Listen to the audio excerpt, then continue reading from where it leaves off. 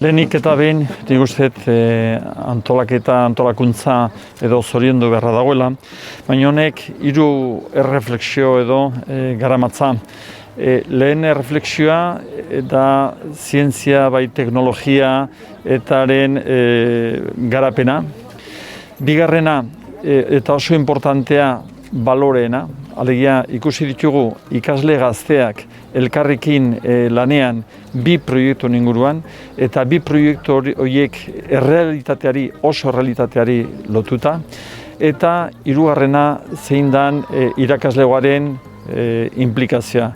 Irakaslegorik gabe ez da holako proiekturik, eta ikusi ditugunean ikasleak guztiz implikatuta errealadien proiektu batekin, horretan ere irakasleek zein paper jokatu duten.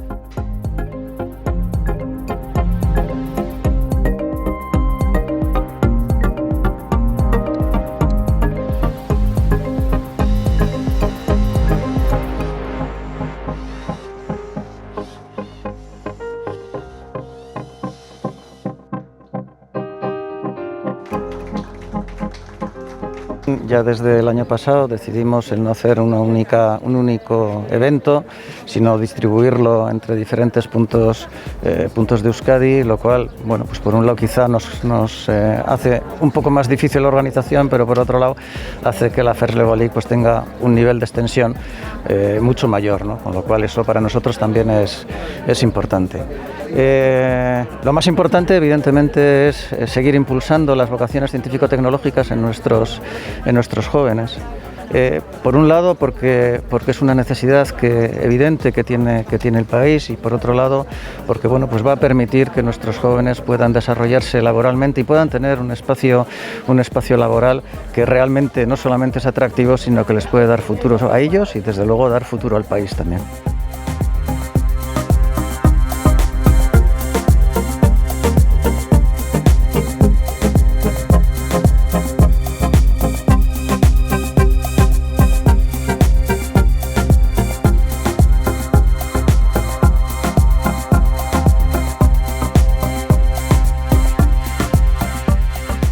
Mondragon Unibertsitatea First Lego League lehiaketa hezitzaile honetan parte hartzeko 3 arrazoi nagusi dauzkagu, bai?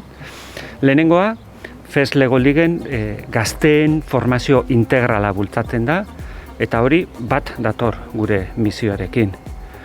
Bigarrena esango nuke, gazteen artean zientzia eta teknologiaren bokazioak sortzea beharrezkoa da etorkizunean datorkigun ekonomiarako.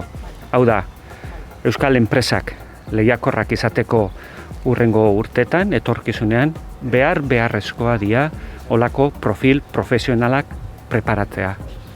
Eta hirugarrena, esango nuke, First Lego Leagueen eredua edo egiteko modua eta Mondragon Unibertsitatean dauzkagun ereduak nahiko antzerakoa dira.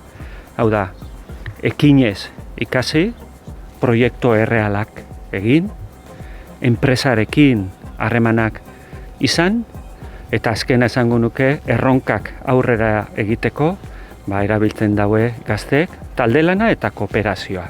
Eta gauza hauetanak gure ADN-ean daude.